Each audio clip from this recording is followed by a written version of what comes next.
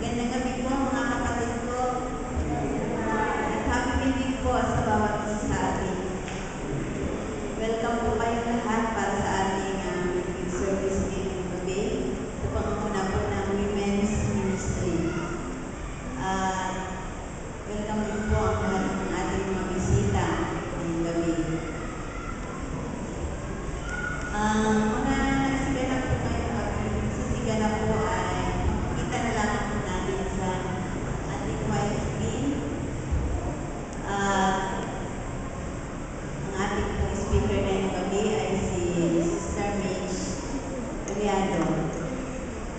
Siya po ang isang kasikang kapatid natin na nagtulong sa mga kabataan. Sapagkat ngayong gabi po ay gabi ng ating mga pasasalamat sa Panginoon at para po sa ating mga prayer request. Aking po pinubuksan ang mesa para po sa ating mga kahilingan at pasasalamat. Sino po sa inyo mga kapatid ko ang may pasasalamat?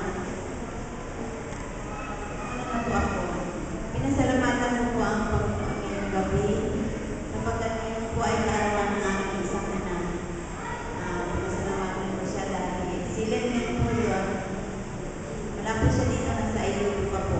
Friday po po siya uuwi. Pinasalamatan po ang Panginoon sapagkat nakarating po siya sa 20 years old na po siya ngayon.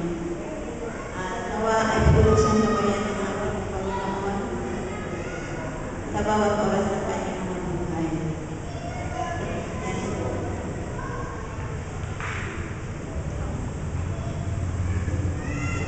Sino po ang may kahilingan sa inyo? Sister Mitch.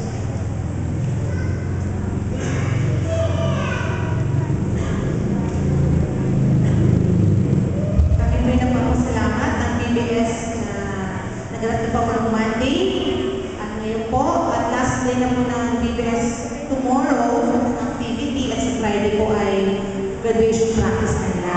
So kami po nagpapasalamat sa Panginoon na naging matagumpay ito na sa tulong-tulong po ng ating mga kapatid, mga volunteer, ay maraming salamat po ako junior. No? Ay tuloy-tuloy po pagpalain po tayo ng Panginoon sa mga gawain na to.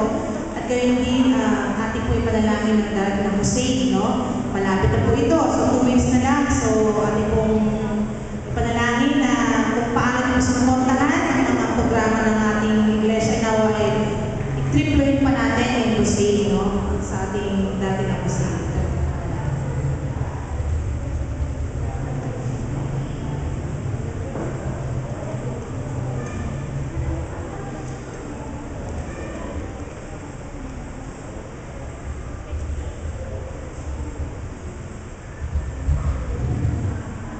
Mga kapatid, kasama naman sa dalangin yung pamangkin yung 50-50 ngayon doon sa hospital ng Kalibo kasi nanganak nag-bleeding. Kaya kasama natin sa dalangin. At nagpasalamat ako sa Panginoong Diyos na nagtagumpay yung museo sa seaside na ginampanan namin yung Gabriel at sa Kalipas ng Marabanan. Kasi sa gabi-gabi namin doon sa 2 linggo kasi sa 119 na mga person ang aming nagtilaan. Ano kami niyang tayo doon na nag-iisi. At yung iba pa ay hindi napatuloy na sila at sila ay nagpapabinyag sunod na mga Sabado kasi may tumatawag sa akin, may nag-text na kung paano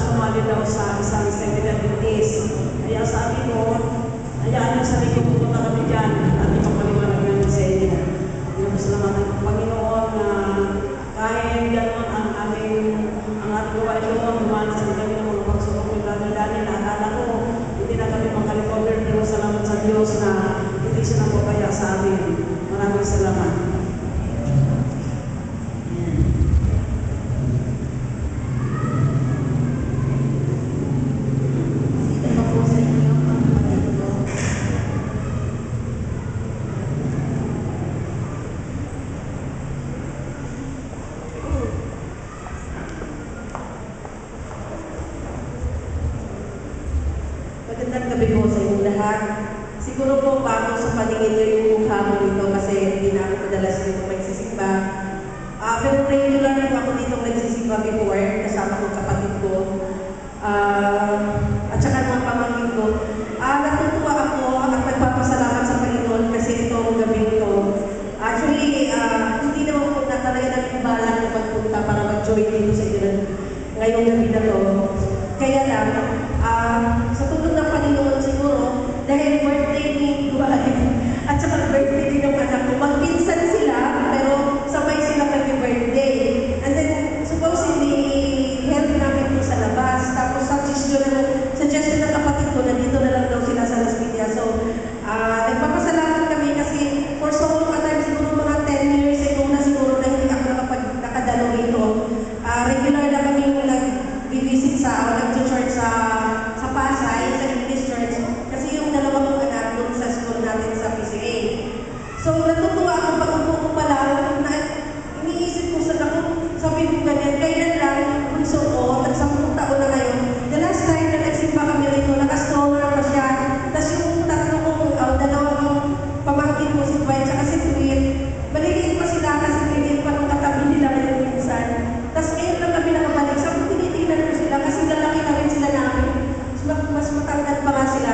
So, praise God kasi at least mas paano, kahit nagkakahiwa-hiwalay tayo, pero purihin ng Panginoon kasi mas paano, nagkakasama-sama pa rin tayo, tuwing Sabado, sa panalangin. Hindi tayo nagkikita-kita, pero pinag-isa pa rin tayo ng Panginoon sa pamamagitan ng ating pananampalataya at panalangin. Maraming salamat. It was a blessing. It was a great blessing for us as a family to join you in this prayer. Thank you. Yan. Anong pangalan mo, sister? Maraming Lasera. Mario Lacera.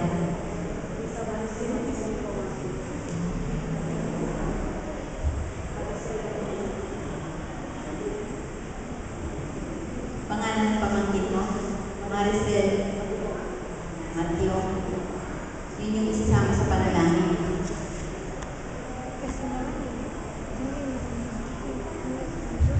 Magandang gabi po po rin at pasalamatan din po natin ang mga Diyos na sa kakatapos po na kursada sa Pasay po ay napapunuan ni Tony Rikers ay sila ang grupo po ay ang church po natin din sa Pasay ay nakapagdala sa paanan ng mahal na Panginoon ng Turning Grace Soul.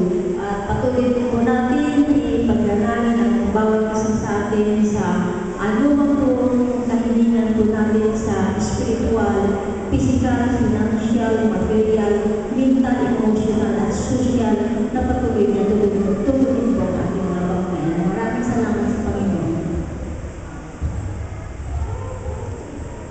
Isama din po natin mga kapatid ko yung mga binibigyan natin ng POP lessons.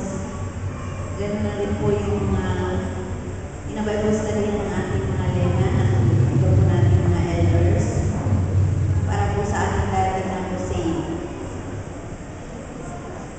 Ayan, meron pa po, kapatid.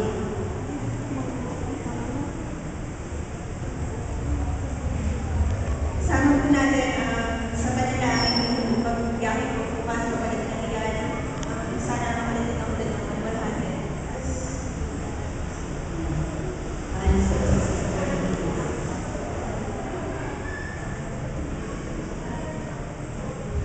Kami pong mga youth ng Adventist Church ay nagpapasalamat po sa Panginoon dahil successful po yung aming pong retreat sa Anuwangin Hall sa Zambales. At nagpapasalamat din po kami dahil hindi po mangyayari ito sa mga tao din po na tumulong po sa amin at nagtiwala po sa amin pong mga kakayahan bilang magiging future leaders po ng ating iglesia. Marami po kami natutunan doon at ganoon din po nakapag-commit din po kami sa Panginoong Diyos at bawat isa sa amin na patuloy na magsisilbi po dito po sa ating iglesia sa ikalalago po ng Ebanghelyo ng Adventist Church.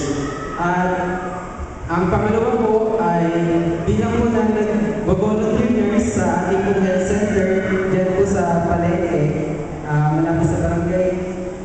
meron po gaganapin na Free Health and Wellness Fair 2012. Ito po ay magsisimula na alas 8 ng umaga hanggang alas 12. Nawa po maging successful po ito. At ang lahat po ng gusto pong mag-avail ng free services na ito, first come, first serve po. Pumunta lamang po doon ng maaga. Ang mga services po ay 16 ito. Babanggitin ko lang po ng pag-iisan. Paglalagay ng fluoride sa mga ngipin ng mga batang edad 6 to 14 years old, pag-examine ng ngipin sa mga bata, milk drinking and feeding, bakuna sa mga bata, pamimigay ng vitamin A capsules, pagpupurga sa mga bata, blood pressure determination, ECG examination, fasting blood sugar determination para sa mga edad 40 years old kung pataas. Pamimigay ng full-time vitamins sa mga bata at matanda, therapeutic massage, gupit ng buhok, blood typing, pamimigay ng libreng toothbrush, pagsukat sa mata para sa salamin, at late birth registration. So ito po lahat ay binabahin sa inyo dahil libre po ito. Proyekto po ng ating CAD Health Center dahil ito po yung pinakabagong health center, pinakamalaki at pinakamagandang health center ng Las Piñas po. Yan, doon po yan sa may tabi ng basket. Ang saging basketball court. Covered court.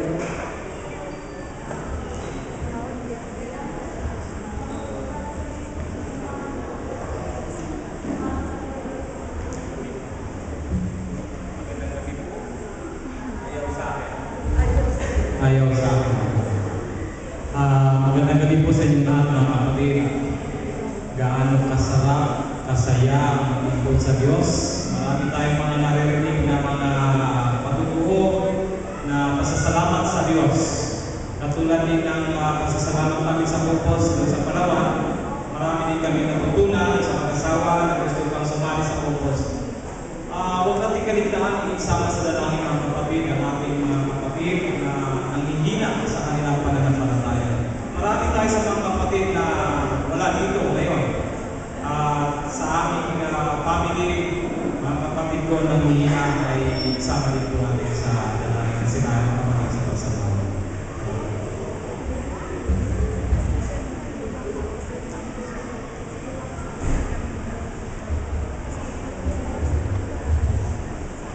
Mga kapatid, isama din natin sa dalangin yung mga bata, Vacation Bible School. Kasi yung mga bata, mayroon silang mga pinasulat ng mga problema sa kanilang magulang. At yun ay ating idalangin din sila na sa kanilang mga sinusulat, mayroon silang mga problema sa kanilang nanay. At idalangin natin ito na ito ay maligtas.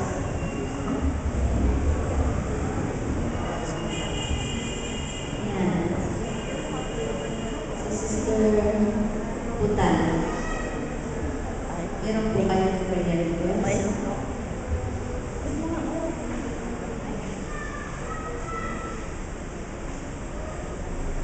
Hindi nakaabot.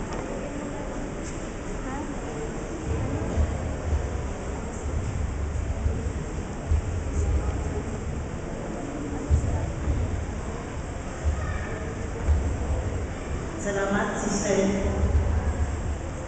Nakaabot ako. Request prayer po. Itong araw ng 9 o'clock, alis yung simisa. Abroad. Ngayong gabi po, o 9 o'clock, flight niya. Sana yung natin na simple pag-travel niya, makarating siya sa laputan niya, ligtas. Tsaka, mga anak ko lahat sa good health. Kasi ako, muna po, thank you. Yan. Meron pa po, kapatid. Mula na po, ating mga pag-alimig dahil nag-iwanan naman po ang nagpalakas ang pagkakasabi ng mga kapatid, hindi ko na po uulitin. So tayo po ay manalangin ng Vitus po, dalawahan po.